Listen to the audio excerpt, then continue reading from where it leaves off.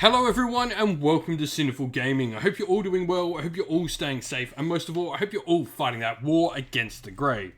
Today's video, we're going to talk getting started with Warhammer Age of Sigmar Warcry, and today we're going to take a look at the Ossiarch Bonereapers. In this video, we're going to go through, talk a little bit about how the Ossiarch Bonereapers work on the tabletop in Warcry. We'll then take a look at a couple of units we recommend to start with for your Bonereapers force. We'll then have a look at some other units we can use to expand upon those couple of initial purchases, and finally finish off the video with a little sample warband of 1000 renown for you to use as some inspiration for creating your own Ossiarch Bonereapers warband.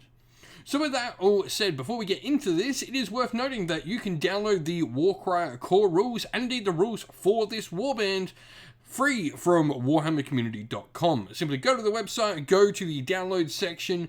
Under that you'll find a Warcry header, and there you'll find all the downloads you need to play Warcry.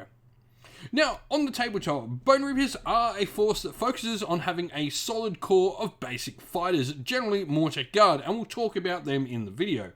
These are generally backed up by an assortment of different specialist and elite units available to you that have much more powerful abilities and generally are going to be your damage dealers for the force.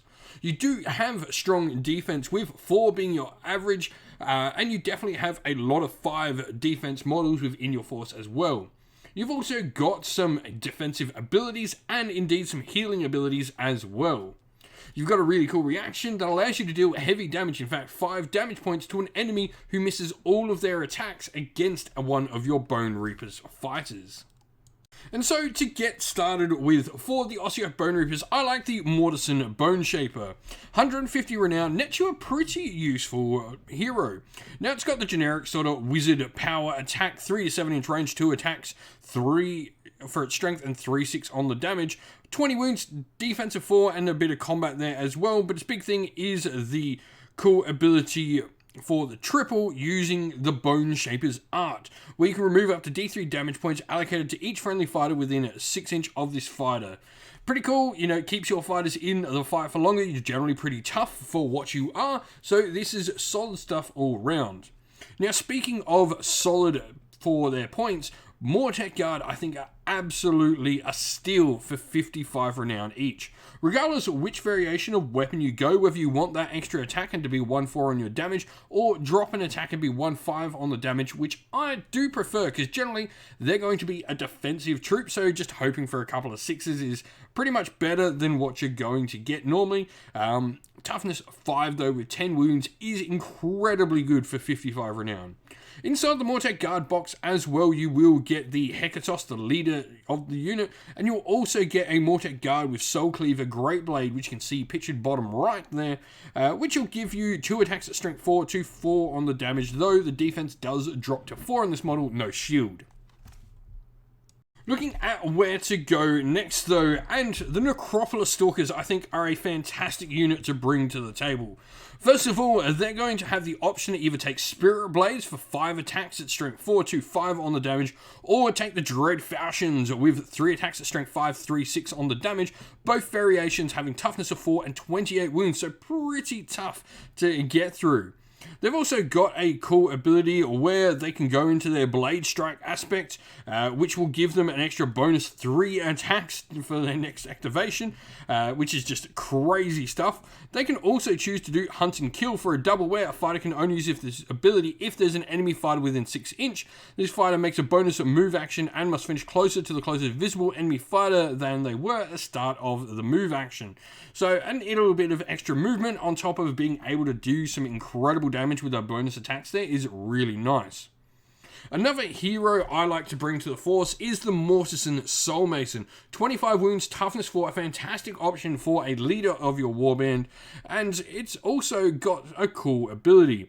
This is for a triple called Soul Guide, where until the end of the battle round you add one to the attack's characteristic of melee weapon attack actions made by visible friendly fighters or while within 6 inch of this fighter. This is actually great for, you know, boosting up those spears on the Mortec Guard, being able to get 3 attacks at strength 3, 1/5 on the damage, making them have just as many attacks as their Netherite Blade counterparts is really nice, but also can add and stack with some other abilities. You know, if you get that triple and quad together, somehow it has happened, I've got them plenty of times, it can be quite horrendous. Now, the last thing I like to look at, because I think that adds something really different to your force, are the two versions of the Morghast, or in fact the 4 versions. So Morghast are split into 2 variations, which are either Morghast Archai, which their big thing is they are toughness 5, or Morghast Harbingers, which have a toughness of 4, and will also have access to an ability that they'll get called Unbridled Ferocity, where they can make bonus move actions for a triple. This bonus move action actually is really nice when you consider the models have fly and they've got that base movement of 8. This can be quite a decent amount of movement on the table. Now, you get to choose with both variations what weapon you're going to equip them with.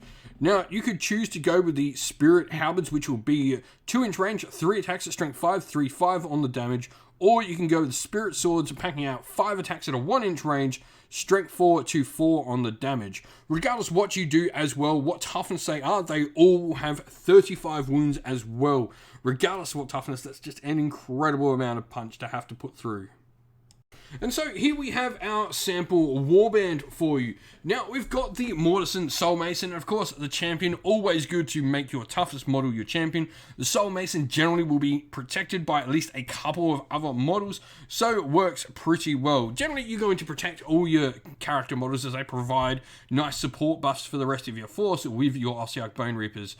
Now, we've got a Morrison Boneshaper in there as well for some nice healing, really good for keeping our Soul Mason alive, and indeed keeping our bigger pieces, and even the Mortek Guard alive as well. Speaking of Mortek Guard, we have 4 of them with Netherite Spears. Generally, it'll be 2 of these working in tandem with each of the 2 characters. Then we're going to have 2 heavy hitters for the force with a Necropolis Stalker with Dread Falcons, and a Morghast Harbinger with Spirit Halberd. This will take us to 1,000 out of 1,000 renown spent. I love it when that happens. And 148 wounds, slightly above the average number of wounds, though a lot of those wounds are put into our 2 heavy hitters in the Necropolis Stalker and the Morghast Harbinger. 8 activations is in that sort of average range, though on the lower end of average, but a good solid amount of activations here. You can use your Mortek Guard to bring out early activations from your opponent and move your heavy stuff later in the turn.